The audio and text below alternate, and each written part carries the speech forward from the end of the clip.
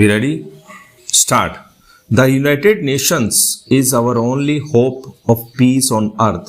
The story of the United Nations is the story of the agony of men for survival as a free and equal person in a community of free men.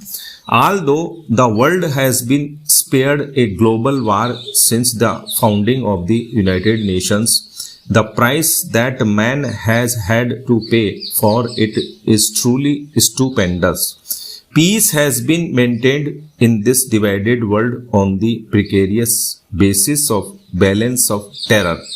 The insecurity of this basis for peace is evident from the many breaches of peace that have occurred from time to time. Fortunately, the United Nations has been able to contain local conflicts, but some of them have so far defied all efforts at a peaceful settlement. Unless all states scrupulously respect the principle of peaceful coexistence of states with different ideologies, as well as the principle of non-intervention in the domestic affairs of each, the future will be very bleak and gloomy indeed. Para. The world today has become so sensitive that changes, shocks, and upheavals in one corner of the globe find their reverberations in other parts immediately. The world has shrunk so much that no nation could remain in isolation and outside the pale of international influence and political cross currents. Man has indeed conquered time and distance. For a proper understanding and appreciation of the international issues, it is highly necessary that people should have a broad horizon. The only thing that can save the world is the vision of the human race as one family living in a world which is indivisible.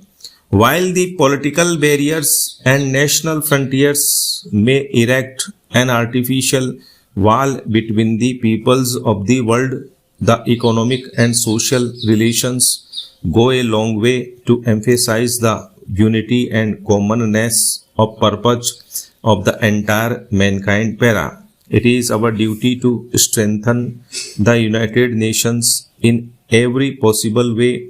It is impossible to imagine what the condition of the world would be without the restraints of the United Nations, and ever since its founding has endeavored to uphold its principles. The role that India has played in the peacekeeping operations in the United Nations is well known. Para.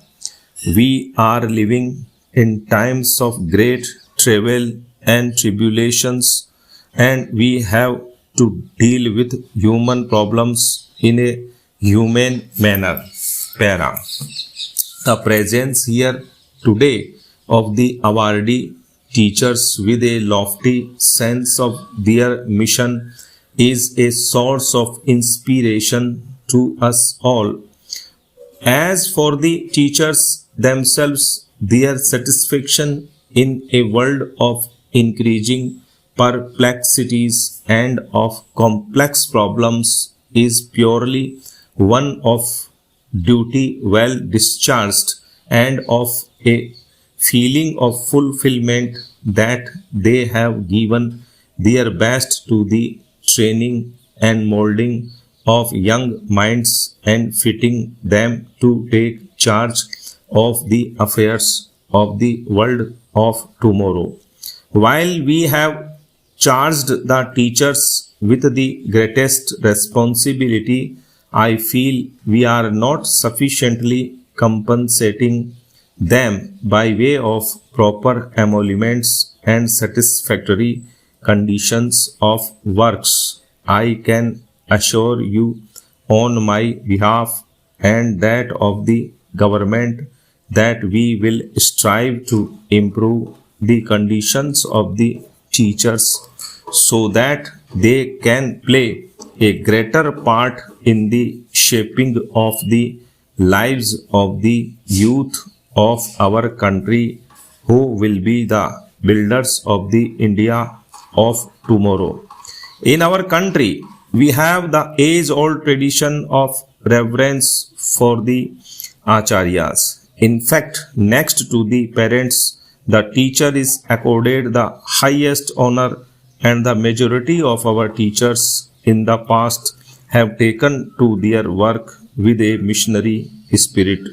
And in spite of the heavy odds and adverse circumstances, they devoted themselves heart and soul to the task of building a national educational system suited to the aspirations of our people. While it is true that there is a growing general awareness in our country of the importance of education to our society, it is also sadly true that our achievements in concrete terms invariably fall short of what we desire. We must admit that the field of education is one which often suffers even in normal times, and in times of special stringency the situation it has to face is truly formidable.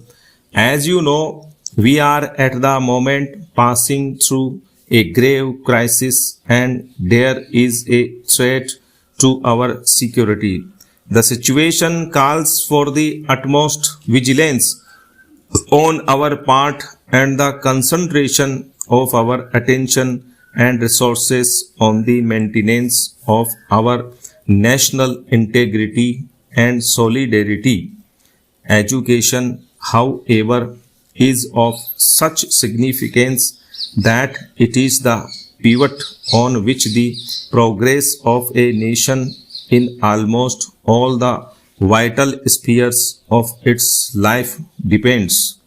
We have therefore no other alternatives, whatever the hardships and impediments which beset our path, than to continue steadfastly with our effort and pool whatever resources are available and obtain the maximum results that could be achieved under the circumstances. Stop.